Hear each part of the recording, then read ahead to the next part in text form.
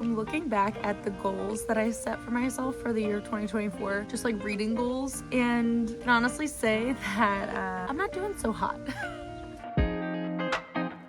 Hey guys, welcome back to my channel, or welcome to my channel. If you are new here, hi, my name is Liz, and today I'm going to be doing my mid-year book tag, or the mid-year freakout tag, whatever you like to call it. This is basically just a mid-year check-in to see what have been some of my favorite books so far this year, what are some disappointments, and also it's some time for me to reflect on some of the goals that I set for myself at the beginning of the year and seeing if I am keeping track with those goals, if I need to make new goals. We're just going to dive on in and see how past Liz did this year.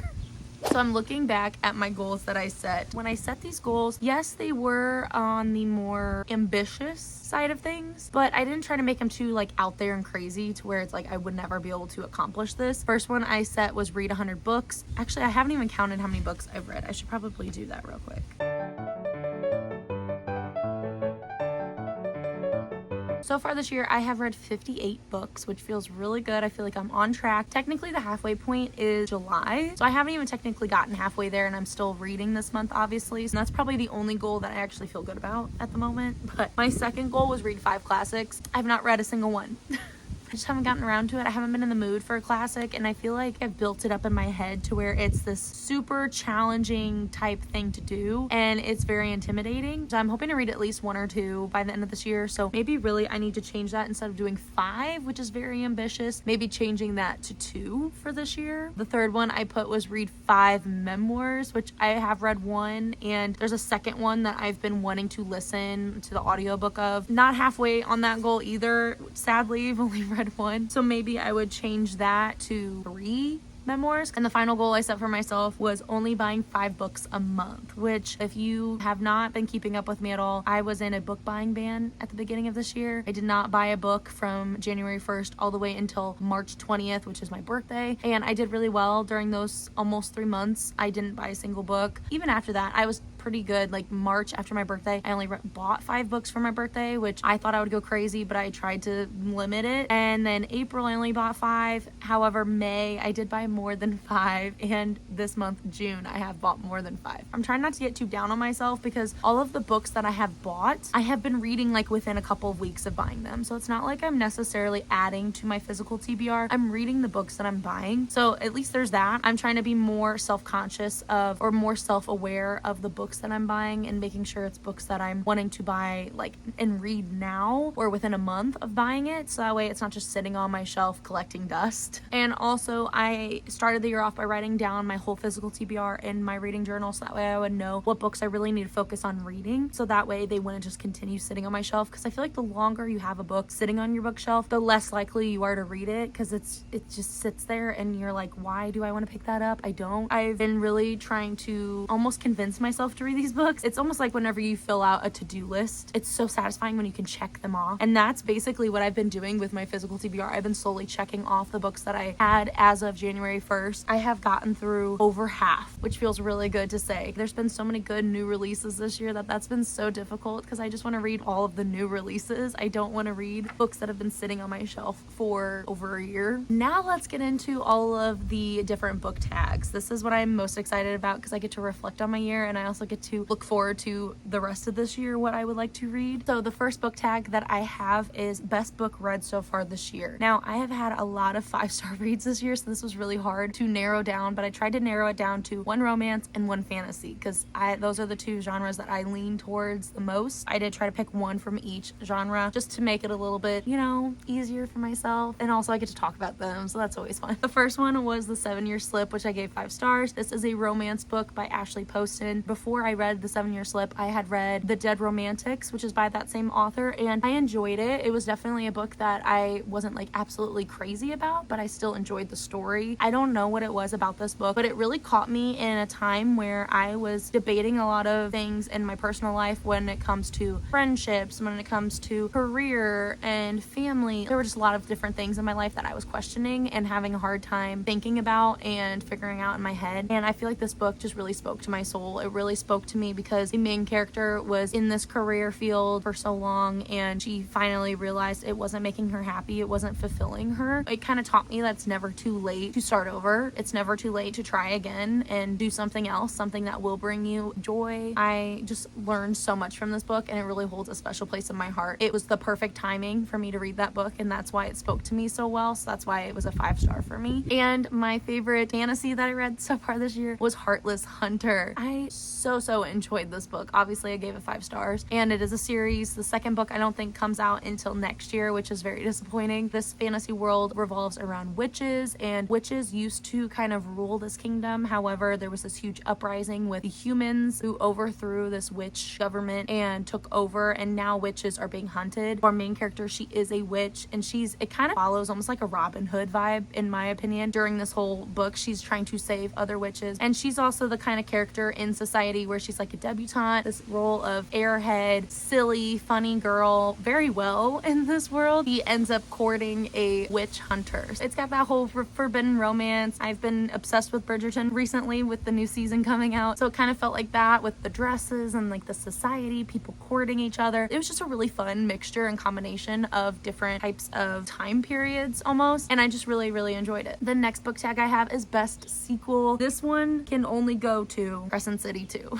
I finally started and finished the Crescent City trilogy this year. I have been holding on to the first and second book for so long. Ever since they were released, I bought the books, but then I was so intimidated to read them. They're by my all-time favorite fantasy author, Sarah J. Maas. The third book came out in January, so I knew I wanted to read them, so I finally binged all 3 books, and I'm so glad that I did. It is this fantasy world that's filled with just any type of mythical creature you can think of. There's vampires, there's werewolves, there's humans, there's halflings, I don't know why I can't think of anything else, but it was just really fun to read. I feel like the cast of characters, especially in the second book, once you understand the fantasy world, because it is a little confusing in the first book, once you understand it though in the second book, it just is so easy to read. The characters, the side characters, it was this huge found family and I really enjoyed learning about them. I really loved getting different perspectives from different characters. They're all kind of doing their own missions and they all just were so well rounded and built. The next book tag I have is new release you haven't read yet but want to. There have been so many new releases recently. The 2 that really stood out to me, the first one is Just for the Summer by Abby Jimenez. I've heard great things about this book. It's about a guy and a girl who feel like every person they date, after they break up, they go on to meet their soulmate, and so they decide to date each other and then break each other's curse. They feel like they're cursed. I'm probably gonna read that within the next few weeks and I cannot wait. And the other one that I actually just purchased was Not in Love by Ali Hazelwood. This is another STEM romance by her and I just love all of her books. I love her writing style. It's so fun, it's so quirky and just so sciencey as well. I'm not a science girl at all, but she makes me feel like one when I read her books. They're both just sitting on my shelf mocking me, waiting for me to read them. Hopefully within the next few weeks I can finally get to those 2 books. The next book tag I have is most anticipated release for the second half of the year, so these are books that have not been released yet. The first one can only be Reckless by Lauren Roberts. This comes out July 2nd, so very soon. It is the second book after Powerless. I am planning on purchasing the novella that's in between called Powerful and reading that, I think, before I read Reckless, so I can kind of ease myself back into this fantasy world without having to reread anything. And the other book that I'm really excited for later this year is The Songbird and the Heart of Stone by Carissa Broadbent. This comes out November 19th, and the reason why I'm so excited about this book, this is continuing on with the Crowns of Nyaxia series that I started last year. Carissa Broadbent was actually the new author that I read and fell in love with last year. Her writing style is just so easy to read. I really want to read her Daughter of No Worlds trilogy, I think, sometime this year. Hopefully, maybe this fall or winter, I will get into those books. The Crowns of Nyaxia series, I read the duology. This is the second duology that's coming in this series, and then there will be a third duology as well. So it's a 6-book series. Cannot wait. Very much looking forward to it. Next up, we have The Biggest Disappointment. This is a hard one to talk about because I really truly hate talking down on a book. It's not necessarily that the book is bad, it's just that it's not for me. And I feel like that's something that as readers we have to really understand because everyone has different opinions. Everyone likes certain tropes in books or certain content in books. You know, we're all just human. At the end of the day, you want to read what you enjoy reading. And there have been a few books this year that were a little bit of a disappointment to me. The one that really stood out to me this year was Child of Light by Terry Brooks. This is a fantasy duology that I started, I think, in April. I actually read this in a reading vlog video. I ended up giving it like 2 stars. It just wasn't for me. The writing style just wasn't what I was hoping for. It very much just kind of told you what was happening instead of you finding out. It didn't feel like it flowed very well. There wasn't a lot of detail given either. It felt like, oh, I did this, then I did this, then I did this. Like, it didn't pull me into the story. It almost felt like I was reading a textbook where I'm learning about something, but not in like a fictional way. I don't know how else to describe the writing style besides that. It was very disappointing, and I did not read the second book in that duology, which I also own, and that was disappointing because I was really looking forward to it. But just because it wasn't for me doesn't mean it couldn't be a great book for someone else. Next up, we have Biggest Surprise. This one I have to give to Sweet Nightmare by Tracy Wolff. I picked this book up, I think, just on a whim. It was not something that I knew anything about. I hadn't heard anybody talk about it when I bought it. I read it and I ended up giving it 4.5 stars. I really enjoyed this story. It's this fantasy world. It's basically about this academy set on this island that is filled with all of these paranormal rogues, a bunch of paranormal teenagers who have done things in their life. This is basically like their juvie, but it's a way for them to re-enter society, and they have to learn how to cope with their emotions so that way they can eventually re-enter society. It was so fast-paced from the get-go. First page, it gave me exactly what I needed at the time. And my final book tag I'm going to talk about is favorite new author. Now, this could be a debut novel or they're just new to me, and that person is definitely Rebecca Ross, who wrote